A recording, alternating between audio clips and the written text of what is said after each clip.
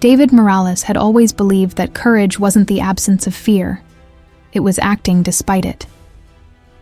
But as he stood before the crumbling apartment building on Maple Street, watching flames lick at broken windows while sirens wailed in the distance, he discovered that sometimes courage demands everything you have and then asks for more. 1 second would determine whether his choice to be the last one in would make him a hero or a memory. This is the story of a moment that lasted forever, compressed into the space between heartbeats, where heroism and tragedy dance on the edge of a collapsing world. David had never planned to be extraordinary. At 34, he was the kind of man who blended into crowds, average height, unremarkable features, the type of person you'd forget you met at a coffee shop. He worked as a maintenance supervisor at the Riverside Elementary School, lived alone in a modest studio apartment, and spent his evenings reading history books about people who had done remarkable things. He often wondered what it would feel like to matter that much. His life had been shaped by absence more than presence. His father had left when David was 8, disappearing one Tuesday morning with nothing but a note on the kitchen table that read, "I'm sorry."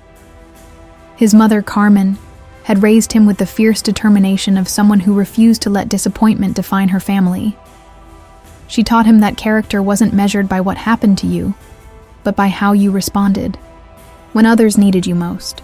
"Mijo," she would say, stirring beans on their tiny stove. "The world is full of people who watch things happen and people who make things happen. You choose which one you want to be."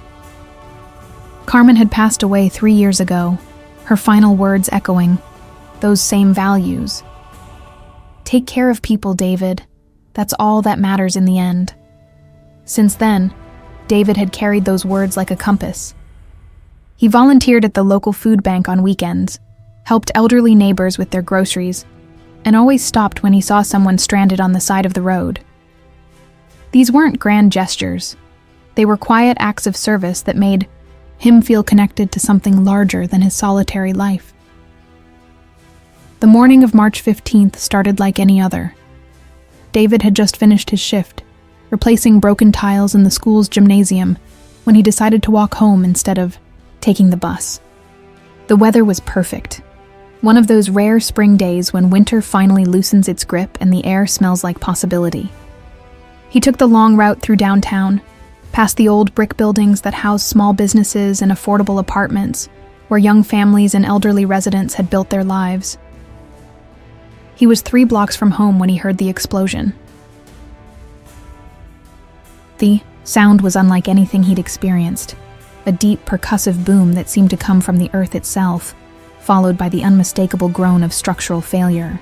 David ran toward the sound, his work boots pounding against the sidewalk as smoke began to rise above the rooftops.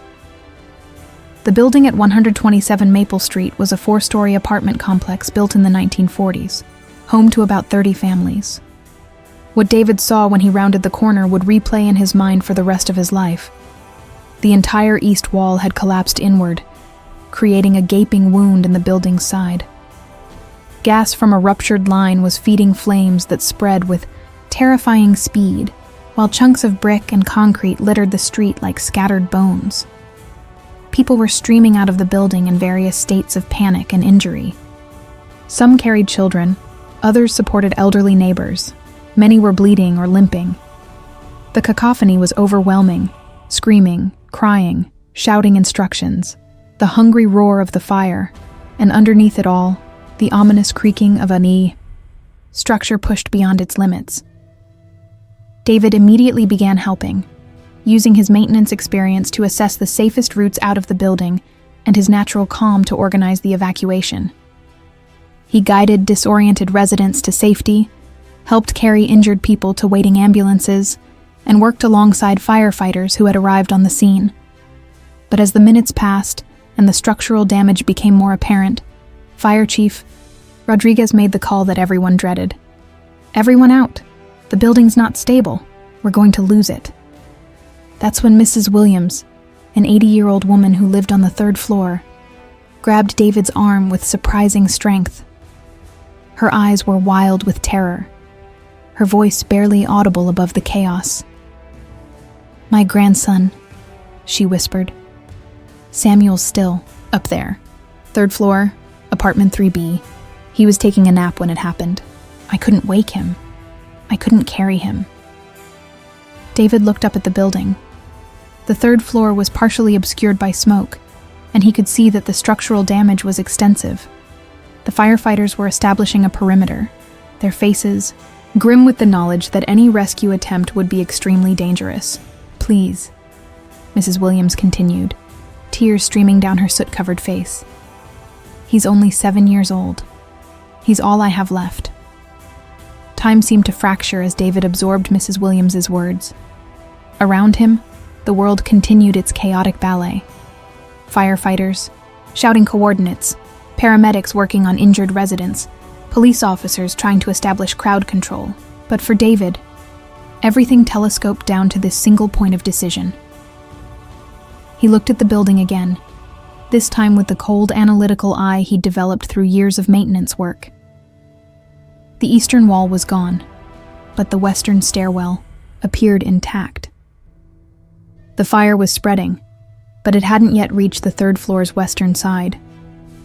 The building was groaning under its damaged weight, but it was still standing.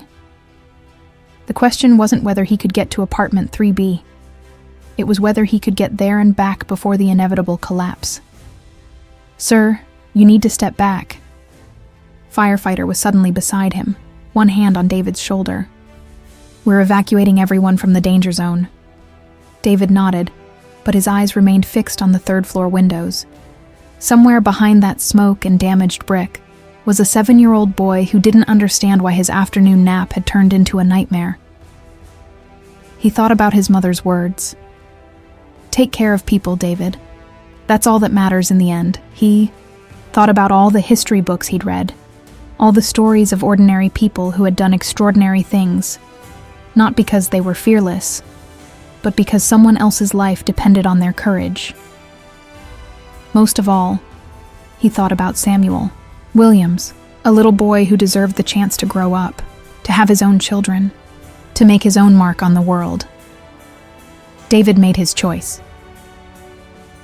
Without a word to the firefighter, he slipped away from the crowd and approached the building's western entrance. The door was blocked by debris, but there was a window at ground level that had been shattered by the explosion. He squeezed through, cutting his arms on the remaining glass, and found himself in what had once been the building's lobby. The interior was a landscape of destruction. Chunks of ceiling had fallen, creating an obstacle course of concrete and twisted metal. Emergency lighting flickered sporadically, casting eerie shadows that made navigation treacherous. The air was thick with dust and smoke, making every breath a conscious effort. David began climbing the western stairwell, testing each step before putting his full weight on it. The building groaned around him like a living thing in pain, and he could feel vibrations through the handrail that suggested the structure was under enormous stress. Second floor. The smoke was thicker here, and he pulled his shirt over his nose and mouth, trying to filter the toxic air. He could hear the fire now, a hungry crackling that seemed to be moving closer. Third floor. The hallway was darker, filled with debris from the collapsed eastern section. He had to climb over fallen beams and navigate around holes in the floor that dropped into darkness below. Apartment 3B was at the end of the hall, its door slightly ajar. David pushed it open and called out, Samuel Williams." The response was immediate. A small, frightened voice from somewhere deeper in the apartment. "I'm here. I'm stuck." David followed the voice through a living room that had been transformed into chaos. Family photos lay scattered among chunks of plaster, and a bookshelf had toppled over, its contents spread across the floor like fallen leaves. He found Samuel in what had been his bedroom.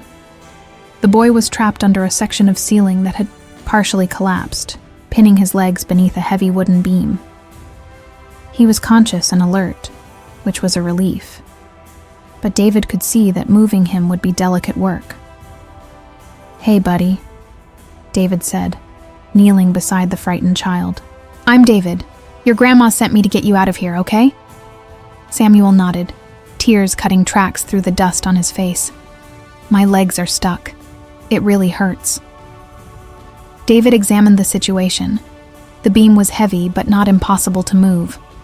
The real challenge would be lifting it while simultaneously pulling Samuel free, all while the building continued its structural deterioration around them.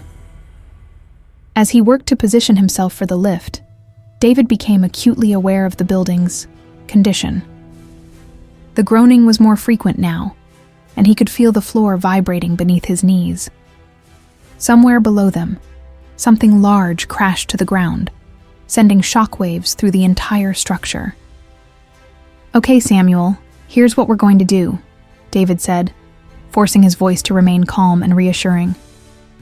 "I'm going to lift this beam, and when I do, you're going to slide out from under it as fast as you can. Then I'm going to pick you up, and we're going to get out of here together. Can you do that for me?" Samuel nodded again, his small jaws set with determination that reminded David of his grandmother. David positioned his hands under the beam, took a deep breath, and lifted. The weight was enormous, and he felt every muscle in his back and shoulders strain against it. "Now, Samuel, slide out now." The boy scrambled free, and David let the beam drop with a thunderous crash that seemed to trigger a sympathetic response throughout the building. New cracks appeared in the walls, and dust rained down from the ceiling like snow. David scooped Samuel into his arms and headed for the door, but as they reached the hallway, the building gave another violent shudder. This time, it didn't stop. The collapse had begun. David ran, carrying Samuel against his chest, as the world came apart around them. The floor bucked beneath his feet, and sections of the ceiling crashed down behind them. The western stairwell, their only escape route, was beginning to fail. They reached the second floor, just as the stairwell above them collapsed entirely, filling the air with a choking cloud of debris. David stumbled, nearly falling, but managed to keep his footing and continue down to the first floor. The lobby was unrecognizable now, filled with rubble and smoke. The window he'd entered through was blocked by fallen concrete, but he spotted another opening, a gap where the wall had partially collapsed, creating a hole just large enough for them to squeeze through. David pushed Samuel through first, then began to follow. But as he was halfway through the opening, the building gave its final catastrophic shudder. 1 second. That's all the time that remained between David Morales' rescue and the complete collapse of 127 Maple Street. 1 second that would determine whether his act of courage would be remembered as heroism or tragedy. In that second, David felt the building's weight pressing down on him. He felt Samuel's small hands pulling at his arms from the other side of the gap. He felt the incredible irony that after years of reading about heroes in history books, he was about to become part of someone else's story. And in that second, he managed to push himself through the gap and into the daylight beyond. Meow. Building collapsed 7 seconds later, sending a thunderous roar across the neighborhood and creating a dust cloud that could be seen for miles. Where 127 Maple Street had stood for 80 years, there was now only a pile of rubble and twisted metal, a monument to the fragility of the structures we trust to shelter our lives. David and Samuel were thrown forward by the shockwave, landing hard on the concrete sidewalk as debris rained down around them. For a moment, neither of them moved, both stunned by the magnitude of what had just occurred. Then Samuel began to cry. Not the frightened whimper of their time in the building, but the full-throated wail of a child who had just experienced something far beyond his ability to comprehend. David gathered the boy in his arms, carrying him away from the destruction toward the crowd of emergency responders and evacuees. As they moved through the chaos, he became aware of the stares they were receiving. People were pointing at them, voices rising in excitement and disbelief. "That's him," someone shouted. "That's the guy who went back in. He saved that kid. He was in there when it came down." The next few hours passed in a blur of medical examinations, police interviews, and media attention that David found overwhelming. Samuel was reunited with his grandmother, both of them checked for injuries and given clean bills of health despite their ordeal. Mrs. Williams hugged David with tears streaming down her face, her words lost in emotion, but her gratitude unmistakable. so that story spread quickly through local news outlets and social media.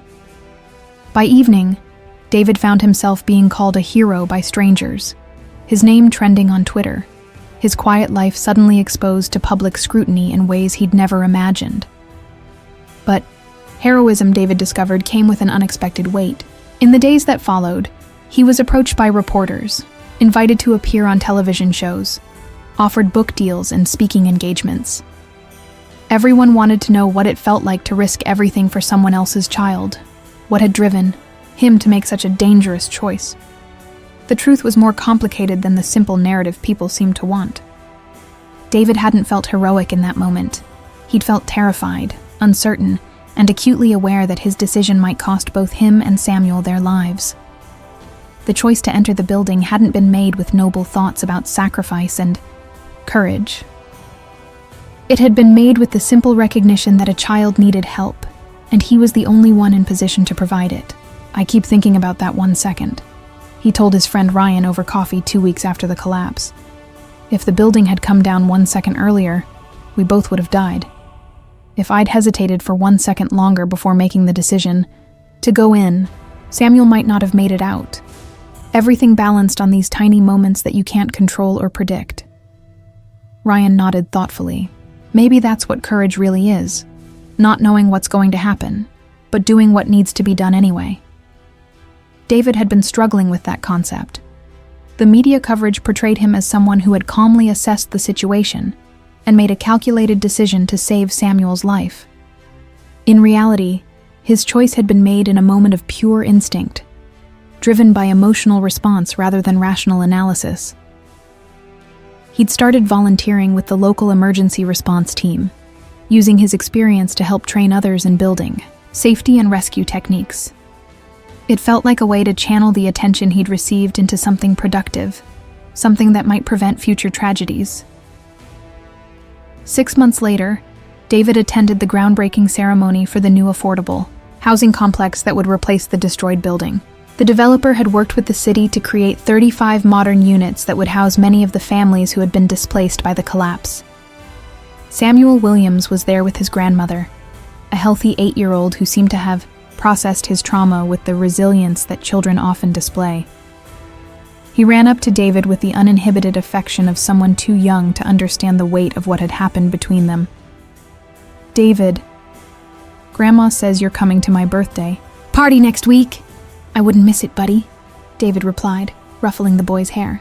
It struck him that Samuel would grow up with this story as part of his personal history.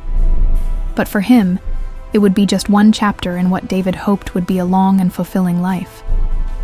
Mrs. Williams approached them, her expression serious but warm. "I think about that day a lot," she said quietly. "Not just what happened, but what could have happened. The families who lost their homes, the people who were injured, the community that came together afterward. It's strange how tragedy can reveal so much about who we really are." David had been thinking about that too. The collapse had brought out the best in many people. Neighbors helping neighbors, strangers opening their homes to displaced families, local businesses donating food and supplies. But it had also revealed systemic problems.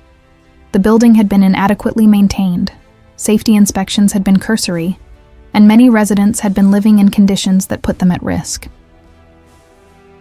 The heroic narrative that had developed around his actions sometimes made him uncomfortable, because it seemed to obscure these larger issues. Saving Samuel had been important, but it hadn't addressed the reasons why a building full of families had been vulnerable to catastrophic failure in the first place. "I've been thinking about courage differently lately," David told Mrs. Williams. "It's not just about making dramatic choices in crisis moments. It's about the everyday decisions to pay attention, to care about people you don't know, to work on problems that don't have simple solutions." She smiled at that. "Carmen would be proud of you, mijo. She always said you had a good heart." David still thought about that 1 second often. Not just the second that separated rescue from tragedy, but all the seconds that had led up to that moment. The seconds his mother had spent teaching him about service and compassion. The seconds he'd spent learning building safety through his maintenance work. the seconds Mrs. Williams had spent loving and caring for her grandson. All of those seconds had contributed to the outcome just as much as the dramatic moment of decision. Heroism, he was beginning to understand, wasn't just about extraordinary acts. It was about the accumulation of ordinary choices that prepared you to act when extraordinary circumstances demanded it. A year later, David still lived in his modest studio apartment, still worked at the elementary school, still spent his evenings reading. But now he was also a certified emergency responder, a member of the city's building safety committee, and someone who understood that the most important stories are often the ones that happen in the space between heartbeats. Life can change in a single second, one moment of choice that echoes through generations. David Morales' story reminds us that heroism isn't about being fearless. It's about acting with love when love demands everything we have. Have you ever faced a moment where 1 second made all the difference? Share your story in the comments below. And don't forget to subscribe for more tales of ordinary people making extraordinary choices. Sometimes the most powerful thing we can do is simply show up when someone needs us most.